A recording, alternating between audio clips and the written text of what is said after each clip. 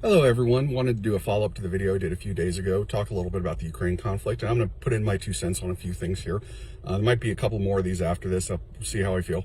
I wanted to address the idea that Russia had to invade Ukraine to keep NATO off its borders. This has been the Kremlin line. It's been picked up by various American and European influencers. We have direct evidence that at least some of them have been paid from the Russians to say this. But let's examine the claim. Let's take a look. Is it a legitimate idea that Russia had to invade Ukraine in order to keep NATO off its doorstep? No. Let's start with the first question. What were Russia's borders like before they invaded Ukraine?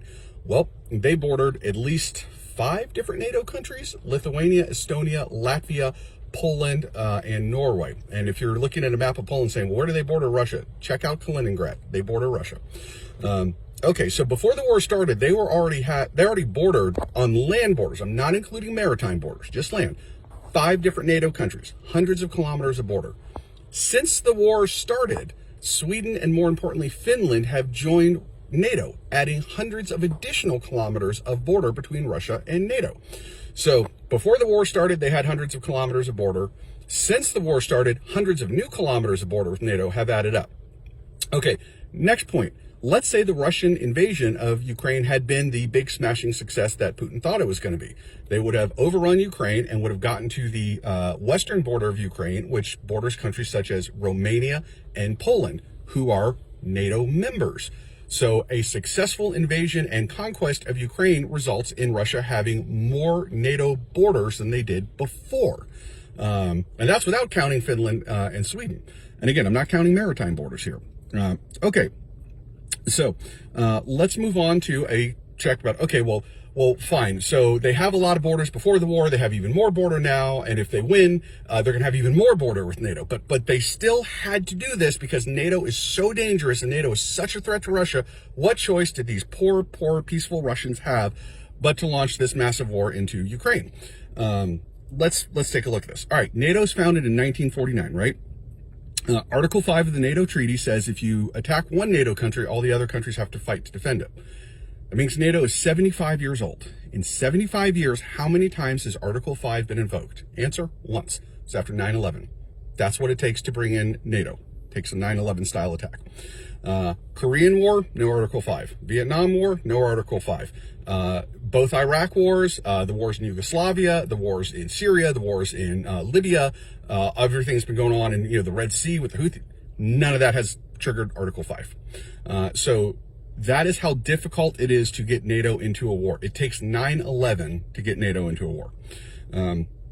Okay, another thing. What about getting Ukraine into NATO? So, oh, actually, I'm sorry. I skipped over a key point to what I just said. Key point, NATO is a strictly defensive alliance. If a NATO country attacks another country first, it cannot invoke Article 5.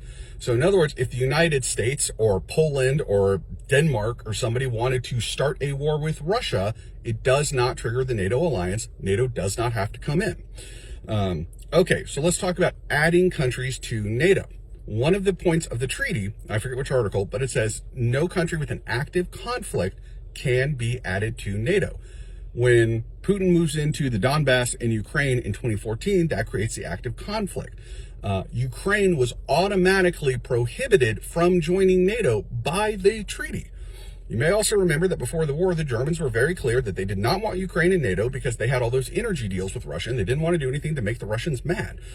So there was no chance of Ukraine joining NATO in the first place. Again, this is propaganda. This is a lie being told from the Kremlin, being picked up by influencers in the United States, in Western Europe. It is simply patently false. There was no danger of Ukraine joining NATO.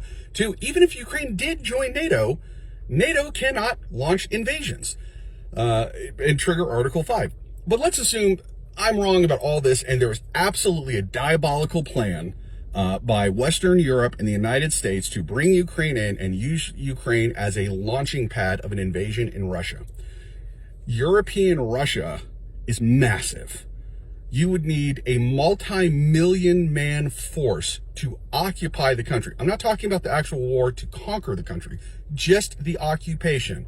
You're going to need 3-4 million guys to do something like that. Who's going to do that army? The United States at our peak had what, maybe 180,000 guys in Iraq? That's it. You would need a force 20 times that size to try to occupy Russia. And we got tired of Iraq after what, 6-7 years, something like that. And we're like, the heck with this, we're out of here. So where's this threat coming from? By the way, another thing to keep in mind, well, Russia was threatened by NATO. Russia has the world's second largest, or first largest, depending on how you count it, nuclear stockpile. How is NATO going to attack and invade Russia and destroy them without them firing literally thousands of nukes? Paris is gone, Berlin is gone, Rome is gone, Milan is gone, Copenhagen is gone, to say nothing of Seattle and San Francisco and Dallas, places like that. Even if only 10% of Russia's nuclear fleet landed, so 500 bombs. Okay, how many major cities are gone? How many major ports are gone? It doesn't make any sense. The argument basically says that in complete violation of every article of the treaty, NATO would add Ukraine and then launch a suicidal war that would be completely unaffordable, even if the Russians didn't fire nukes. And if they did fire nukes, would result in the loss of several major cities and millions of people. Guys, this argument is so dumb, it's painful. Now, if you're, like I said, if you're a Tucker Carlson fan, you buy it. You absolutely buy this. And there's nothing I'm ever going to say that's going to change your mind of that. But I would encourage you, please take a look at a map, look at all the NATO borders, consider that Russia has had NATO sitting around since 1949.